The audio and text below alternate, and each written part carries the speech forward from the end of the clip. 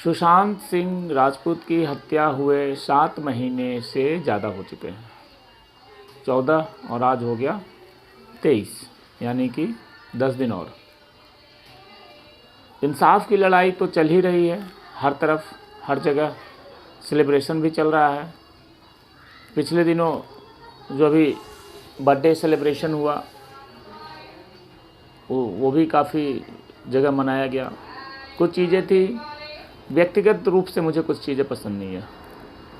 जो व्यक्ति अब हमारे बीच नहीं है, हम उसके बर्थडे पे नाच रहे हैं, गा रहे हैं, म्यूजिक बजा रहे हैं, ये मुझे पसंद नहीं है। बाकी जिनको पसंद होगा वो उनकी मर्जी है, बट मैं इसके खिलाफ़ हूँ।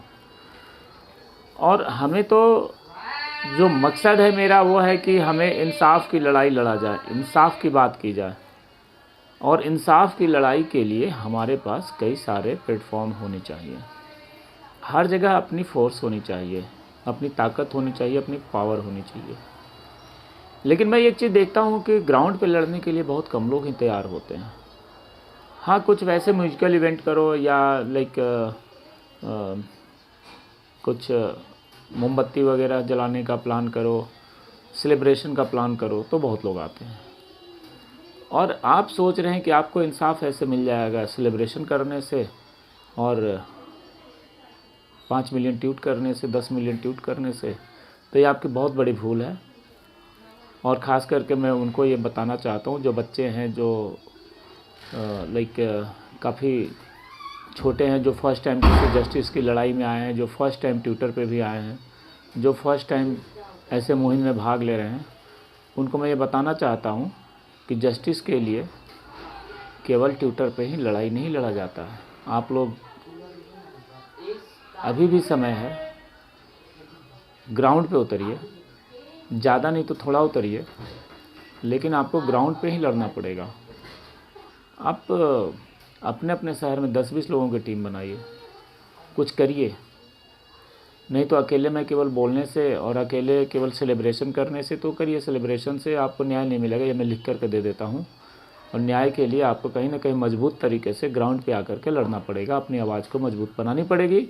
नियम और कानून की जानकारी रखिए। जितना देर आप समय ज़्यादा इधर उधर वेस्ट कर रहे हैं उसमें कुछ पढ़ाई करिए, और इंसाफ के लिए लड़ाई कैसे लड़ी जाती है उसके नियम और कानून की जानकारी के लिए पढ़ाई करिए।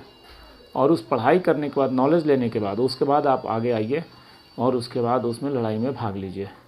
केवल ट्वीट हम कर दें, हमारे ट्वीट को कौन देखता है? हमारे ट्वीट से क्या फ़र्क पड़ गया? हमने उस दिन अभी 5-7 मिलियन ट्वीट किया, क्या फ़र्क पड़ गया एजेंसी को? एजेंसी को फ़र्क पड़ा था जब दिल्ली में 2 बार सीबीआई के दफ्तर पे जब प्रदर्शन हुए थे, तो एजेंसी को फ़र्क पड़ा था और उन्होंने आकर के रिप्लाई दिया और उन्होंने आश्वासन दिया कि हम जांच कर रहे हैं।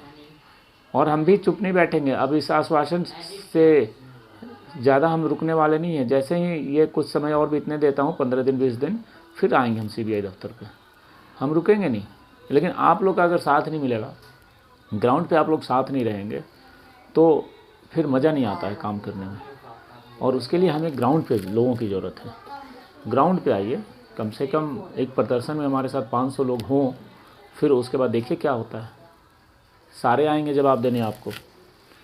तो ग्राउंड पे मजबूती ज़रूरी है, इसको बनाइए। जय हिंद।